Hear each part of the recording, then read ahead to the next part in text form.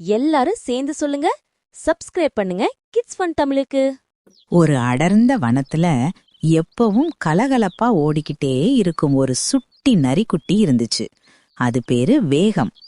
ஆனா வேகத்தோட பெரிய அத்தை கரடி அவசர புத்தி, பேரு ஹரிணி. ஹரிணிக்கு எல்லாமே டக்குன்னு இப்போதே நடக்கணும். அடேங்கப்பா, எவ்ளோ பெரிய தேன்கூடு! அத்தைக்கு ரொம்ப பிடிக்குமே. ஆனா தேனீக்கள் ரொம்ப அதிகமா இருக்குதே. மெதுவா பிளான் பண்ணணும். என்ன வேகம், என்ன தேன்கூடு, நீ என்ன இன்னும் பாத்துக்கிட்டே இருக்க? போய் எடு, எனக்கு இப்போதே வேணும். ஐயோ, எனக்கு பசிக்குது. அத்தை, நிதானம். இந்த மரம் ரொம்ப உயரமா இருக்கு, தேனீக்கள் கூட்டமா இருக்கு. ஒரு நிமிஷம் நில்லுங்க, நான் கீழே இருந்தே தந்திரமா.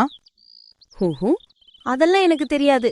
நீ ரொம்ப ஸ்லோ, நான் உன்னை விட ஸ்ட்ராங். ஹே தேனே, இப்போ உன்னை நான் சாப்பிட போறேன். ஐயோ அத்தை, இப்படி அவசரப்பட்டா எப்படி? வேகம், உன் அத்தை எப்பவுமே இப்படித்தான். அவசரமா வேலையை முடிச்சா அவசர கோலத்தில் புத்தி தடுமாறிடும். ஐயோ தேனி கைக்கு கிட்ட வந்துருச்சே. ஐயோ வலிக்குதே, அத்தை, ஐயோ ஓடு. கொட்டுது, காப்பாத்த வேகம். இங்க தண்ணிக்குள்ள குதி, சீக்கிரம்.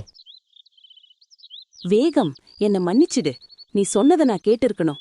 அவசரப்பட்டு தேனையும் மிஸ் பண்ணிட்டேன். அடி வேற. உனக்கு வலிமைய பத்தி மட்டும்தான் தெரியும்னு நினைச்சேன். பரவாயில்ல அத்தை, நீங்க வலிமையானவங்க தான். ஆனா பலத்தை நிதானத்தோட பயன்படுத்தணும். அவசரம் எப்பவும் ஆபத்து தான். தேன் இன்னைக்கு இல்லாட்டினா நாளைக்கு கிடைக்கும். பொறுமையா இருப்போம். அந்த நாளுக்கு பிறகு ஹரிணியத்தை கொஞ்சம் கொஞ்சமா அவசரப்படுறத குறைச்சிக்கிட்டாங்க. வேகம் சொன்னத போல எல்லா வேலையும் நிதானமா செய்ய பழகிக்கிட்டாங்க. இதிலிருந்து நமக்கு தெரிய வர்றது என்ன? நிதானம் இருந்தால் வெற்றி நிச்சயம். அவசரமே ஆபத்துக்கு வேர்.